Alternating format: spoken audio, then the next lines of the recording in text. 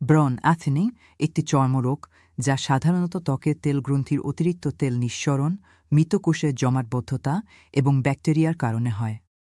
এটি মুখ, পিঠ, বুক এবং কাঁধের মতো ত্বকের তৈলাক্ত অঞ্চলে বেশি হয়ে থাকে।